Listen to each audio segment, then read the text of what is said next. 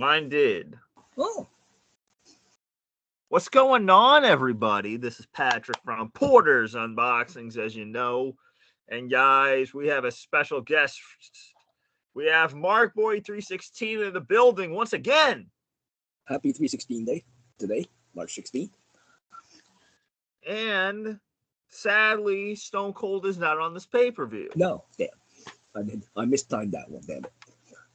But we have the insert for Survivor Series that turns into, oh, look at that. Big Show and Brock. No, man. Turns into Rob Van Dam. Yes, I wish I had the poster, damn it. That was a good one. All right, man. Let's get into this pay-per-view.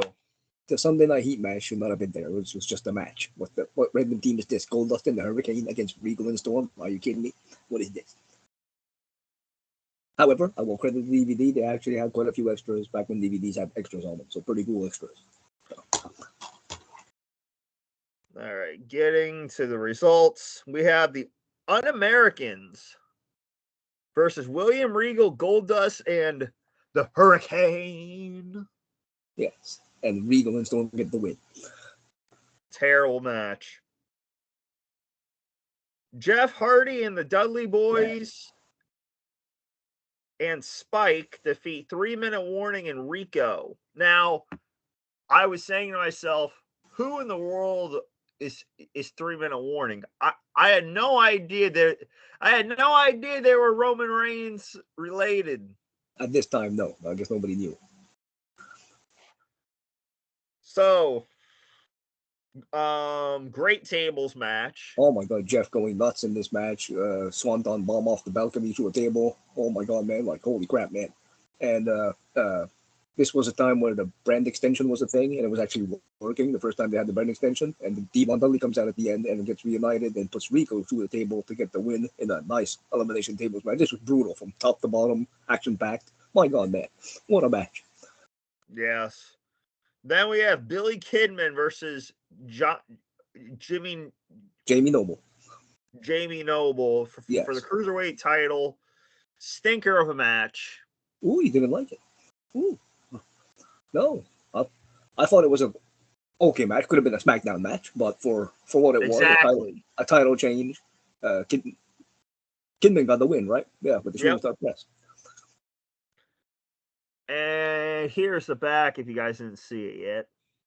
Yeah, pretty good extras too. I like the extras, like the making of the Elimination Chamber and good stuff. Yeah. We have post-match interviews. Rico, Victoria, Eddie and Chavo, Booker T, Rob Van Dam, making of the Chamber. Look back at the Chamber match. Eric Bischoff at Madison Square Garden and Saliva music video. Yay, someone pissing in my coffee. No, but some decent extras. Back when DVDs had good extras. Yeah.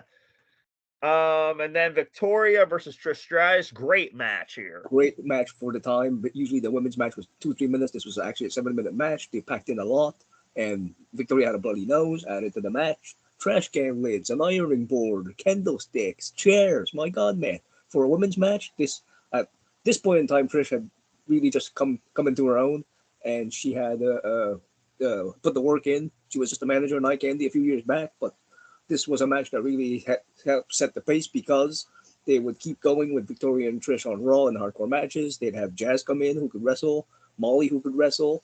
They started having the cage match on Raw with Lita and Victoria. I think it was Lita and Victoria in the cage match. Then they had Lita and Trish in the main event in 2004. So this was all the start of all the women actually being treated better. What a great match. And then if you remember, we reviewed the Royal Rumble in 2010 and that match was 30 seconds. Yes. And speaking of eye candy, I went to dude, I don't even know if I told you this story. In 2023, I went to Monday Night Raw 2 weeks before WrestleMania. And it was Bianca Belair versus Doudrop or Piper Niven. Yes. And all I said was this match is incredibly boring. Now, incredibly boring.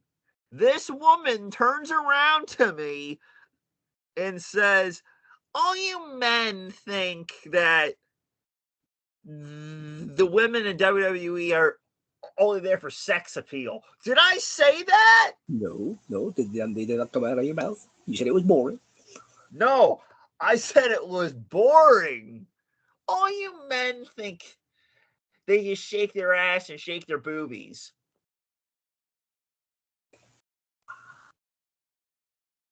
My God, excuse me? Wow. I didn't say any of that shit. That's not PG. What the hell? Jesus, man. Good Lord.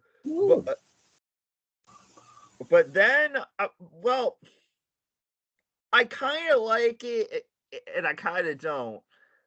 Big Show versus Brock Lesnar in a 4-minute match. Now they could have really had this match longer, but the way it was executed, it was well done because Big Show had been losing all the year of 2002. Basically, was a jobber, was in the NWO, that didn't go anywhere, and then all of a sudden, Heyman, credit to Heyman, of course, he started chucking Taker off the stage on SmackDown. Chucking Brock off the stage on SmackDown, was pushing Big Show, was actually doing pretty well, and actually got Big Show to actually a decent challenger for Brock. Because Brock had come off the Hell in the Cell with The Undertaker. He had come off beating Rock for the title. Youngest champion, 25 years old. I thought he did a good job building the Big Show. Now, if we go to a pay-per-view that we will be reviewing, Royal Rumble 2014, Big Show got that match was 2 minutes. Yes. I don't know if they didn't have any faith in the Big Show to have a long match, or if they didn't think Brock would have his work shoes on. But Brock did pretty good in this match. He was suplexing over the head, belly suplexes, F5ing the Big Show. Big Show was doing pretty good, ramming Brock everywhere. Like, it was actually a pretty good match. They both were there. Or maybe because they knew that Big Show had the same thing as Andre the Giant. No. We know that Big Show has the same thing as Andre the Giant. Did he have it fixed by then? Did he have surgery by then? I'm not sure.